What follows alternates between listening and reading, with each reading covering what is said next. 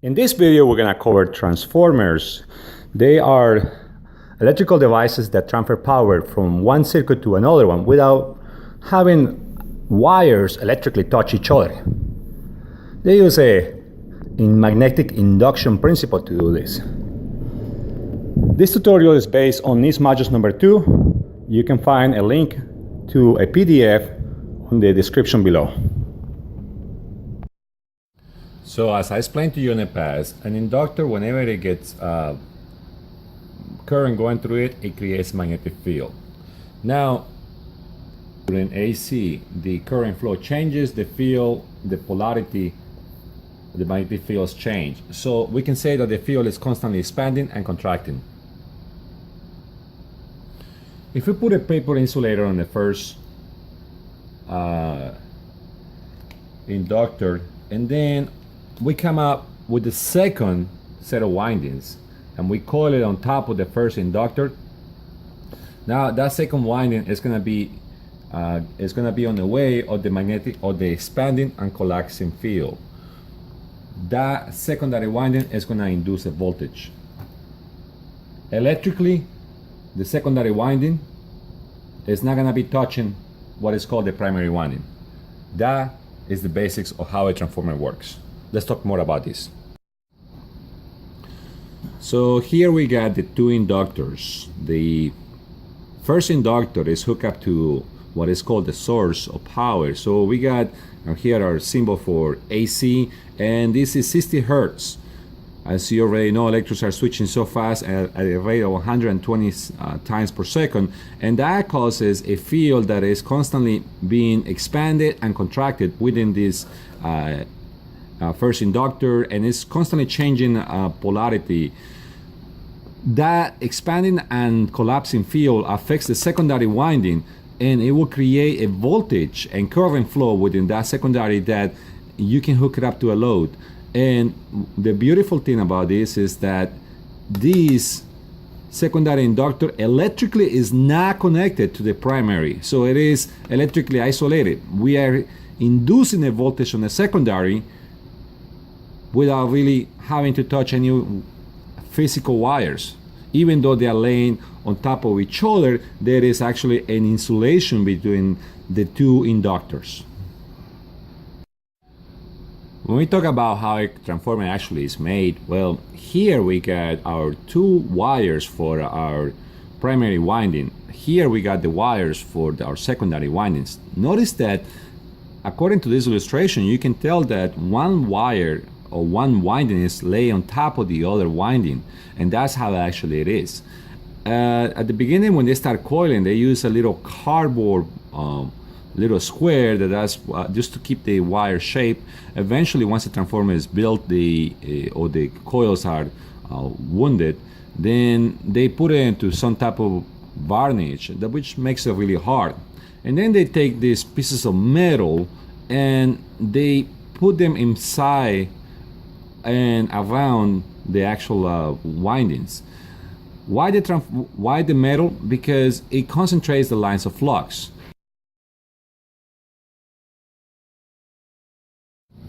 Transformers are not perfect. They have losses.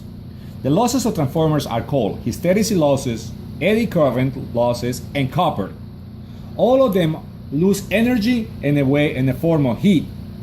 Here I got a simple example where I got 100 watts going in, but I only got 98 useful watts going to the load. That is an example of a loss. All the loss is actually happening at the core, and it's as heat going into the environment.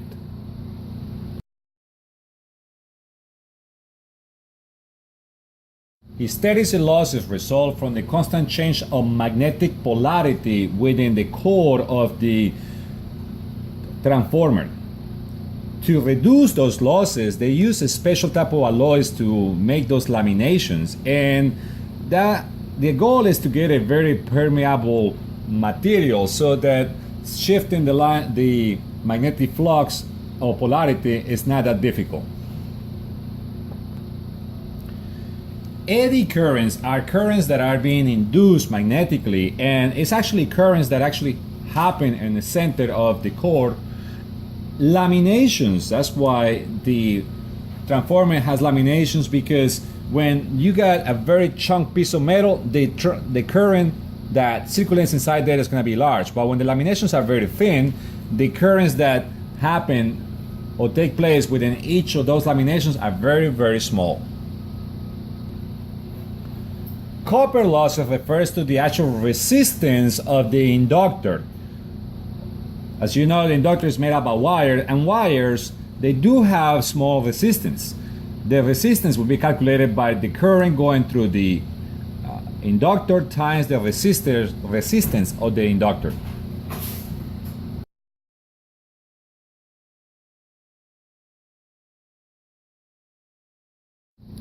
The voltage on the secondary of a transformer, it is dependent on the amount of turns between the primary winding and the secondary winding.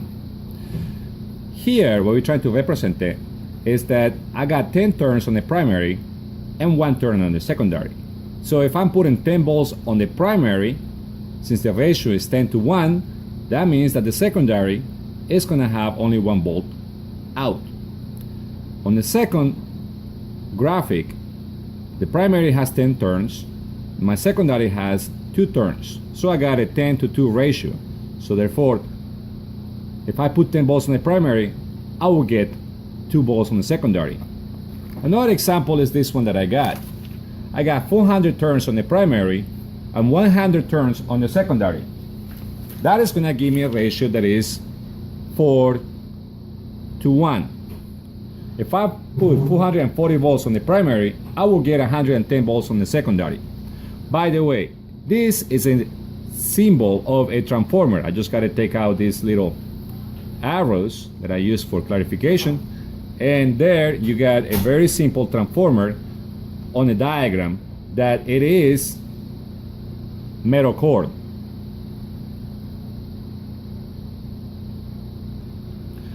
The relationship for voltage and current on transformers between the primary and the secondary windings, I've easily explained or described it by these two equations, where N is the number of turns. Number of turns on the primary divided by number of turns of the secondary. It is equal to the voltage of the primary divided by the voltage of the secondary. For current, the number of turns on the primary divided once again by the number of turns of secondary is equal to the current of the secondary divided by the current of the primary. Notice how current is actually flipped in relationship to the turns. Now, for voltage, it's the same. On transformers, the voltage and the current, power has got to be constant. So the power of the primary is got to be equal to the power of the secondary. What that means is that if the voltage over here is high and the current is low, on the other side, well, the voltage will go low, but the amperes have to go up. If I were to multiply 440 by 1 amp, I will get 400 watts. On the other side, if I multiply 110 times 4, I will also get 400 watts. And this, why I did that multiplication? Because power is equal to current times voltage. And that's what those were. What I want to make sure that you understand clearly is that transformers do not make power. They just simply convert power from one potential into a different potential. This was a step-down transformer because we have a high voltage in one side and a low voltage on the other side. If we were to flip this transformer around, so after switching the transformer around, now our ratio changes. Now I got 1 to 4, which means it is in a step up. Voltage is gonna go up. I still put the same 440 volts. I still got 1 amp. But in the secondary, notice that I got 1760 volts. 1760 volts. But my amperage just went down so that I keep the balance. When I multiply these two according to my power formula, I do get the same power out. A moment ago, I realized that I did not set up my formula, so here it is, my voltage times my current, and that's what gave me the power over here. Now the power of the secondary is not gonna be precisely the same as the power of the primary, because in transformers we always got losses, which is what we talked about earlier. So those losses, we lose them as heat, they do take away some of that power. Efficiency in transformers is measured, well, by a coefficient of efficiency. It's given in percentage. And so you take the power of the secondary, you divide it by power in the primary. A moment ago, the example that I made up, I just said that the secondary was getting actually 438 watts out, but 440 watts was being put in. So when you divide those two, I get an efficiency of, in this case, 0.99.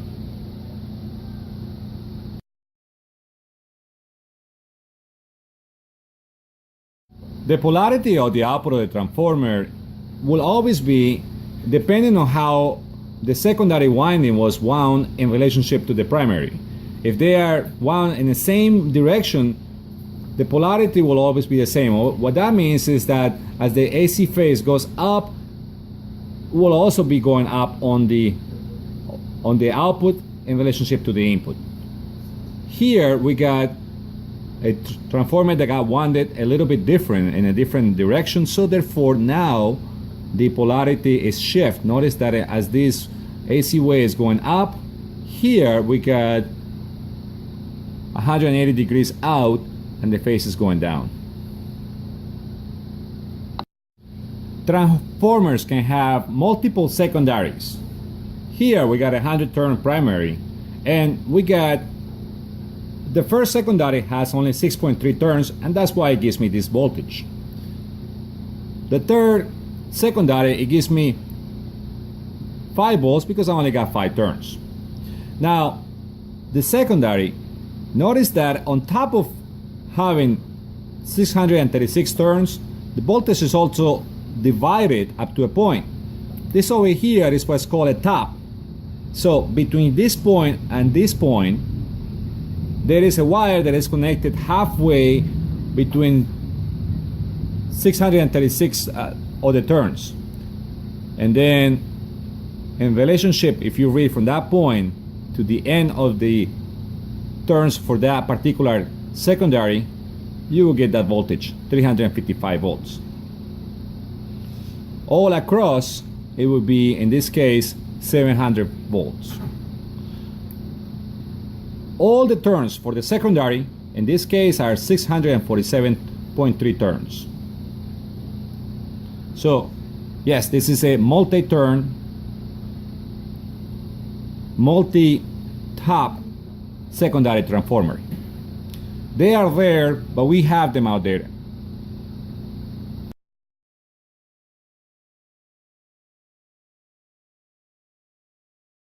Another special type of transformer is called the Autotransformer, or widely known as the variable transformer. In this transformer, we actually don't have a secondary winding.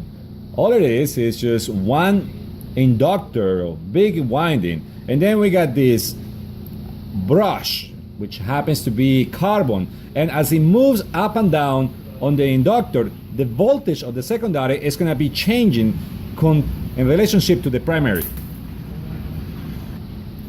Since the average is halfway there, the voltage that I will be getting from these 2 points, it will be around 250 volts. But if the average was all the way at the end, or rather the brush was all the way toward the end, the voltage will be closer to 440, and this one, since I didn't took it all the way, it will be somewhere around 430.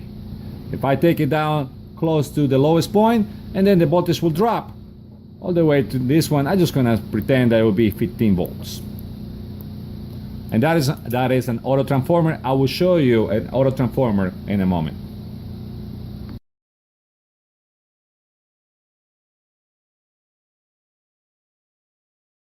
This is a variable transformer. As you can see, we got 1 and 4 as the streams, and we got a few tops where we can make connections. But the one that I want to talk about is this one, the one that has the arrow. this cable, or rather the cable that is underneath there, it is attached to this brush. So as the brush goes around, you can see that it's just making different contacts with the exposed side of this conductor, that it goes all the way through one side to the other side. Now all of it is supposed to look like this. This one over here is burned, so that's why I was able to take it and show it to all of you. But this is one extreme. This is connected to this lead over here, which is 1. The other side over here, the wire is connected to 4, and then this one is connected to this through a wire to this big wheel that is electrically connected via the brush, which is a carbon brush.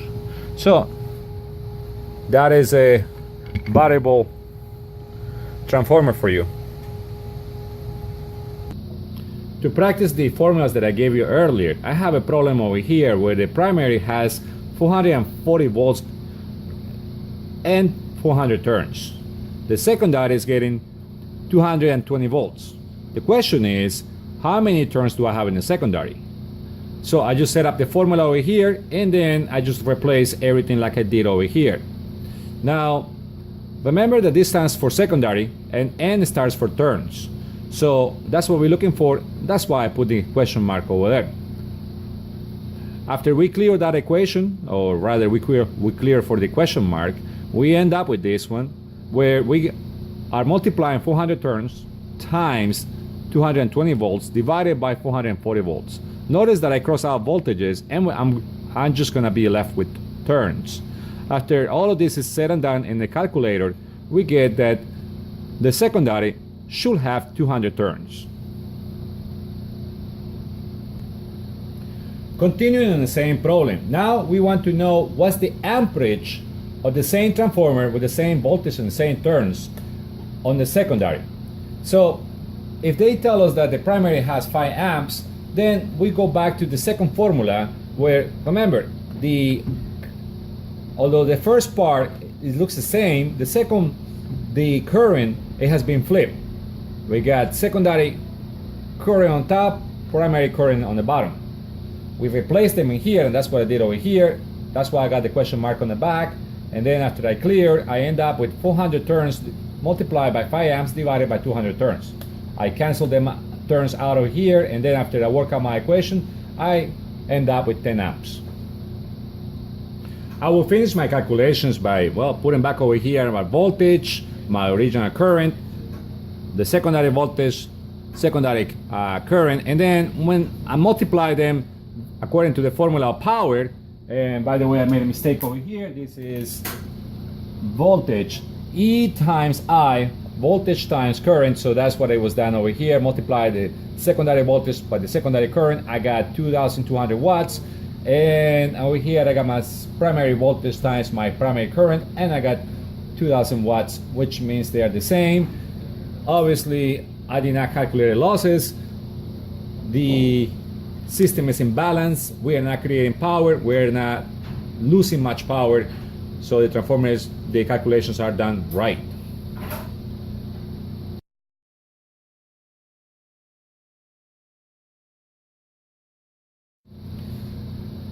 If a transformer, if the voltage goes down, then it's called a step-down transformer.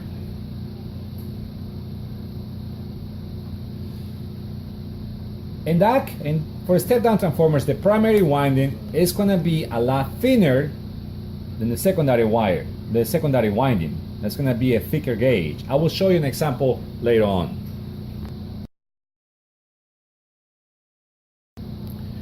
If the opposite is true, where we put a small voltage and we get a bigger voltage on the other side, that secondary side will have less amperage. So in relationship to the primary, since it carries higher current, it will need a bigger conductor on the primary. If the voltage of the primary equals the same as the voltage of the secondary, the current will be the same.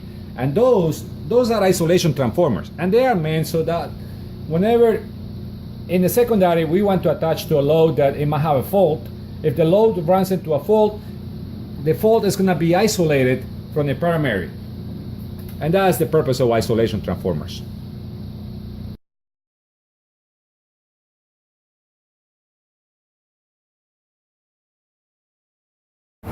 Here we are ready to install some new transformers. This is our third one, and I just want to show you inside how this is going to be a step down transformer. So this is going to be hooked up to our 440 side, and this is going to be our 110 side. Notice that the wire is much thicker because it's going to carry more current.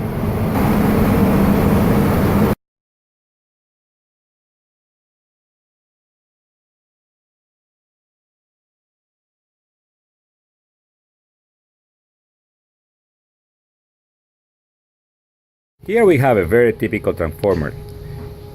This one in particular, it actually has one set of windings for the secondary, but actually two set of windings for the primary. This is H1 to H2, which is the primary, one of the primary windings, and the other primary winding is between, well, here H3 to H4. This transformer has different abilities where it can take voltages from 440 and convert it into 110, or 110 and convert it into 27.4 volts. The ratio between any of these primaries and the secondary is a 2 to 1. So, but if we connect these two in series, then you can have a 4 to 1. And what I'm talking about is this over here. If we want to put 440, all we have to do is short H3 to H2 and put 440 across, and we will get 110.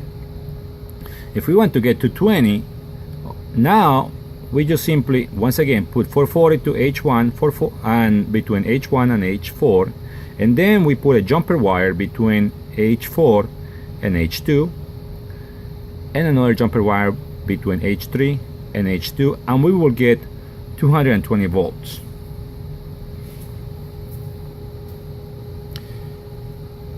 If we got 220 volts and we wire it this way, the same way how we just did it a moment ago, now we will get 110 volts. We could also use the same transformer to get small voltages like this one over here. Notice that the way how it has been configured is the same way how we did it on the first configuration, and it's because in here we got a ratio of 4 to 1, which is what we're doing in here too.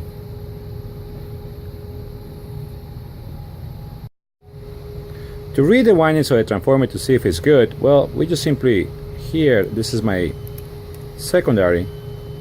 I got a good connection, and I got 4 ohms for my secondary. Now my primary, remember we got 2 windings, so I'm gonna read the first winding. I got, well, I guess it looks like 8 or 7.9. The other winding, look at that. So this winding is the same as this winding, so this transformer ohm wise is good. When in the field, make sure that you remove one leg from the primary and one leg for the secondary to be able to take the resistance of the windings.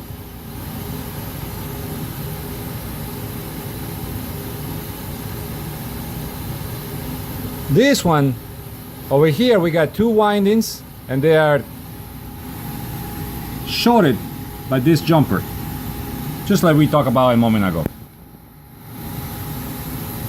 The reason why you disconnect one lead in each side of the windings is so that you don't read other components. If I were to put a multimeter lead without disconnecting anything, I will also be reading the light. By disconnecting the wires here, now the only electrons that you will be reading to is the ones that travel through the conductor, because it will be an open over here. I recommend you to do that also on the high side, even though in many times it just goes to a breaker.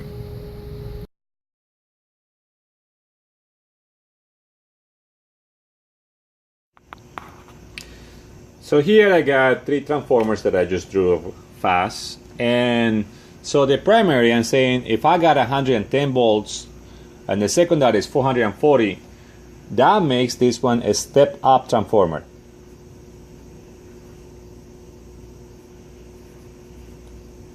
This one, we got 110 volts on top, 55 in the second one, so this one makes it a step-down transformer.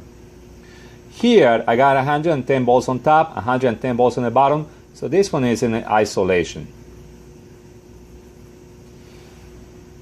Now, when we talk about currents, since this voltage is lower than this voltage, that means current in here, which is represented by I, is low, and here current is high.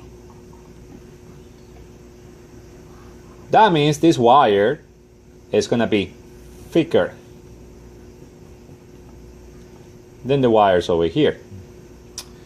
And this one, since I got higher voltage over here, that means the current here is going to be low, and my current here is going to be twice as high as there. So the wire over here is going to be the thick wire. This isolation is same, so if the current that I have over here should be the same current that I got down here. So the wires over here should be the same size.